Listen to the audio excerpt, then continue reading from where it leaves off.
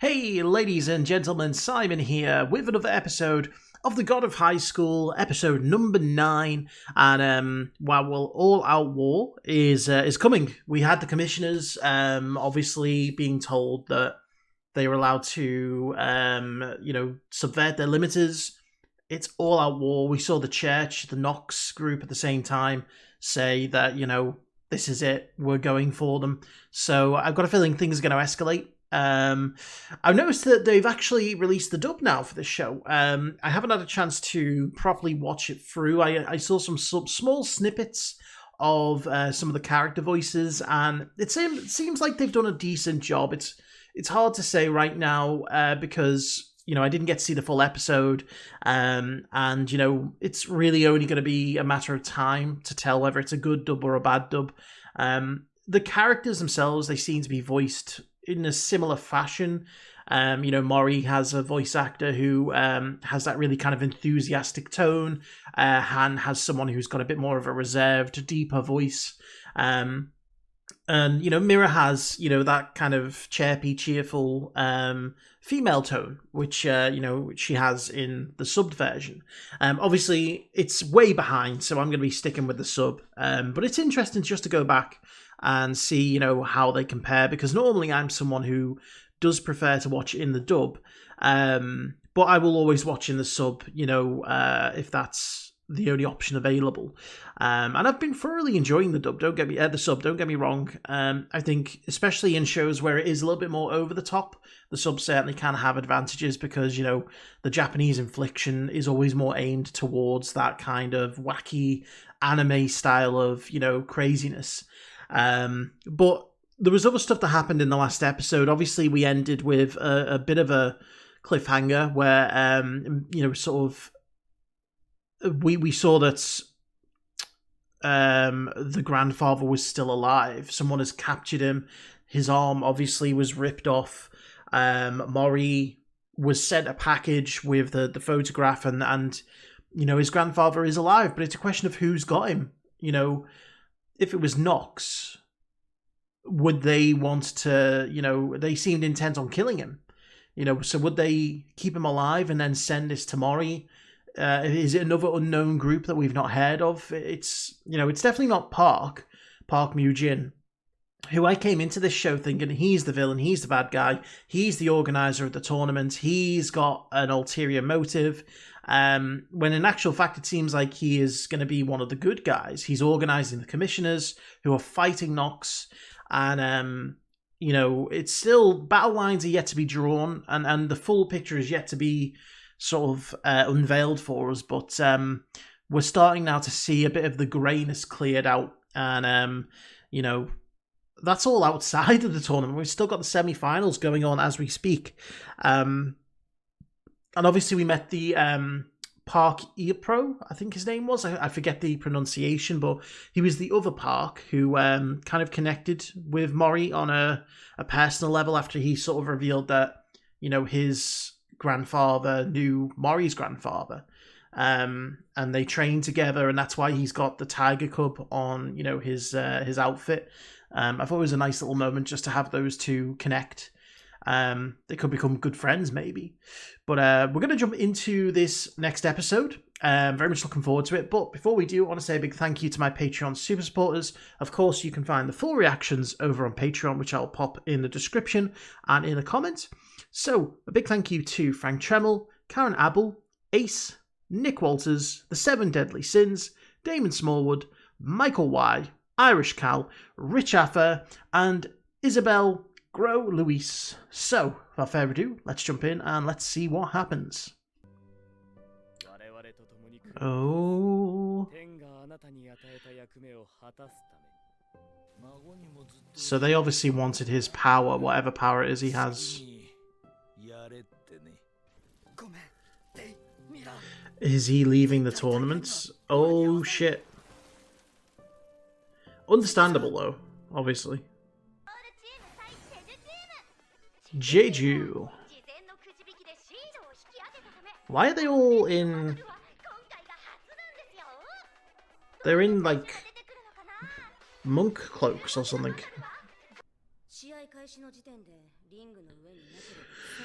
Oh dear, they're gonna have to fight this one on their own.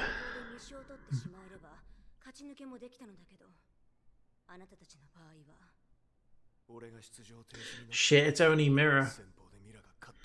The other two would be...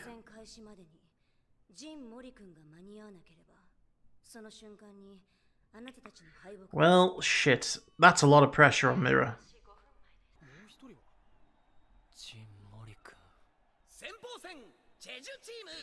Why are they...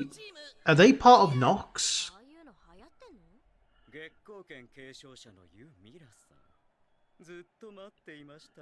They seem like they're in a cult. So does he know where his grandfather's being held? Or is he just searching like random locations where it looks like the photo was taken?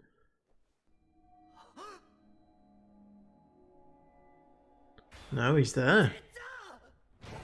Oh shit, he found him.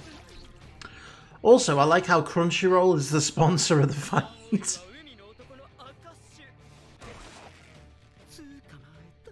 Ugh. Oh, creepy. Ooh. Now this is their first fight, so...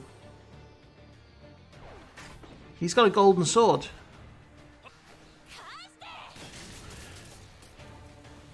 Oh no, oh, he broke his sword.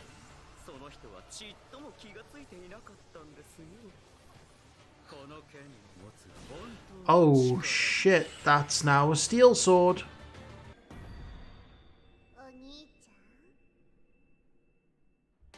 What was that?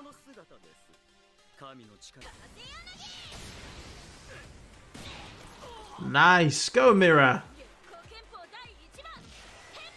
Diva! Take his sword, yes. Who has chained him up though? Oh no, it's not his grandfather. Oh no. What?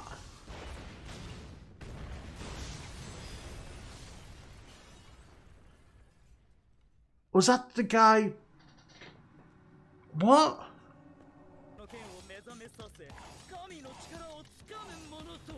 Grasp the power of God. So they are part of Nox. They are part of the church.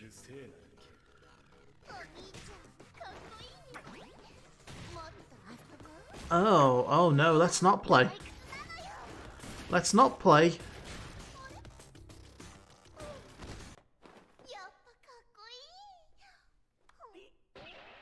I'm pretty sure that's...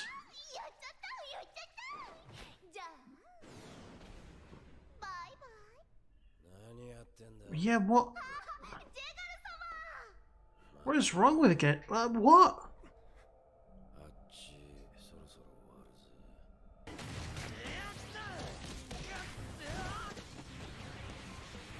Holy shit. It's like the Agent Smith fight in The Matrix.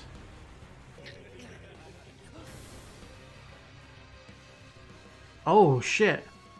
That's... Did they steal the guy's form?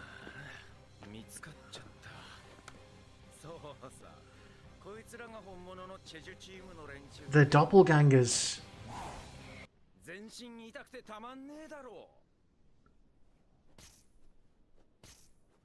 He's pushing the right spots now.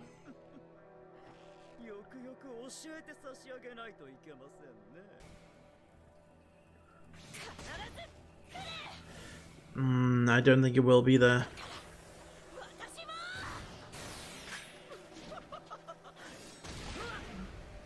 Uh-oh.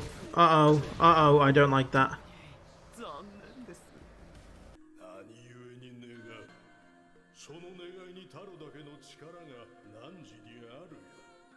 Oh.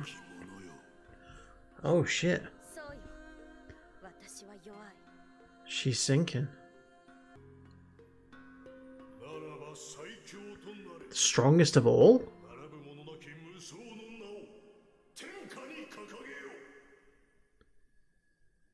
Oh shit. Can you imagine if Mirror becomes like Everyone expects Mori to become the strongest person, and actually is Mira. It's gonna go back to her. She's the true holder. What the hell? She's got a Cherryuke. Lubu.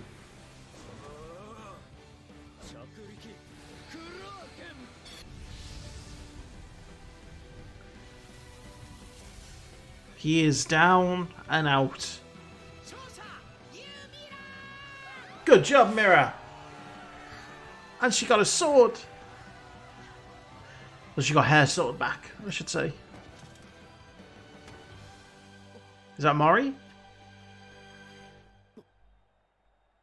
How in the hell did you get back? What happened?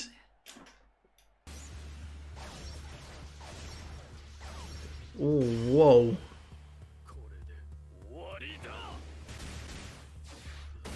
What? Oh shit, oh, he's beating his... We're getting a little cutback. He beat the shit out of him.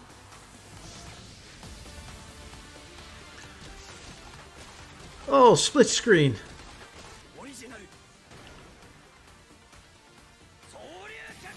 Blue Dragon Kick?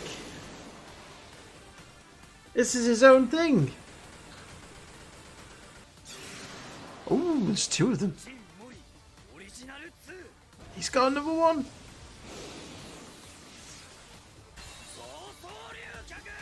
Oh, this is cool.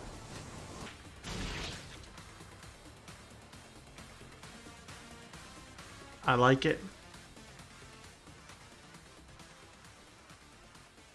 That's the 6. They're watching on. Okay, so that got real tense. I got real tense. I was like, there's no way Mori's making it back for the fight. Like, you know, he gets led into a trap, gets blown up, faces off against presumably what was someone much more experienced and powerful from Nox, you know, and he beat him and made it back in time for the fight. That's crazy. That's crazy. And that wasn't the only crazy thing that happened. Mira's fight as well. She discovered a Cherryuke, like, mid-fight. And I was sitting there and I was thinking, you know, when she was taking the power of creation, you know, the whole fight she'd been told how, you know, she was weak and she hadn't, you know, grasped the power of the sword, you know, and she'd wasted the opportunity. It all came to a pinnacle there, and she was able to admit, yeah, she's weak, but her aim is to be the strongest. And I was thinking to myself, can you imagine, like, this show, sometimes it's very obvious to see the setup. You know, you sit there and you think, oh, Mori is being set up to be the most powerful, and he is going to be the number one. You know, Han and Mira are going to be his sidekicks, and they're going to have powerful abilities of their own, but they're going to not ever probably reach the level of Mori. I don't think that's going to be the case here. I think that, I do think Mira, after that, Mira could possibly be the one who ascends above both of them. And it would be such an interesting turn to go against the trope of having, you know, there be one main character who from the beginning has the family history, you know, has the destiny to, you know, to kind of be the best and have most of the show focus on them. And they turn out to be, you know, the hero. And whilst the other members get their fair share of praise and the limelight, it's not really the same. To go against that trope and have one of the sidekicks, and I say sidekicks very loosely, be, you know, the best and overtake the others, I think that'd be really cool. Because, you know, you look at it and you think Mira out of the three of them is the weakest at the moment. You know, she lost the fight to Han. She hasn't fought Mori yet, but Mori beat Han, so you would assume by elimination she'd be weaker than Mori. And she realizes that, and I think it'd be really cool to see that underdog push past them. Now, I don't know whether that's going to be the case, because, you know, what this really was her achieving that level of Cherryuk and finding her own unique Lubu, who I'm sure is a character in Dynasty Warriors. I haven't played Dynasty Warriors in many, many years, but I seem to remember he was, and maybe he's a figure in kind of, a historical or mythical figure, and that's why they bring these things in, because, the Kraken's a mythical figure. I assume a lot of the Cherryuk are based off of either animals or mythical figures. But I really like the way they set that up. That was a really, really cool way of, having Mirror ascend to the next level. And I was thinking, this probably is going to be where they get eliminated. And then I was thinking to myself, well, that team who they're fighting up against, they're not actually that team. They're doppelgangers from Nox. And I was thinking, well, maybe that team's going to get disqualified when they find out. Like, you'll have, Mori, Mirror, and Han lose. But then they'll get back in because the other team will get eliminated. But no, they're in with a fighting chance here. They're well within their abilities to go ahead and win this. And I think they will, win the tournament, So we'll have to see what happens. I loved the split screen fight at the end, and I loved the way it interacted, the different animation styles, because you're sat there from the beginning of the fight saying, what in the hell happened in that warehouse? How did Mori survive? I love that he actually used the pressure points correctly this time. And the 6 were there watching on to make sure, that he succeeded. And it was just a great culmination of all these different story elements. And then the final fight was just a great presentation of showing us what happened both in the past and in the present at the same time. It's very well done. Very, very well done. So, I really enjoyed that. Anyway, ladies and gentlemen, I hope you enjoyed it too. If you did, please let me know in the comments. Hit the like button. Don't forget to subscribe so that you can catch more videos as they come out. Thank you very much for watching, and I'll catch you for the next one.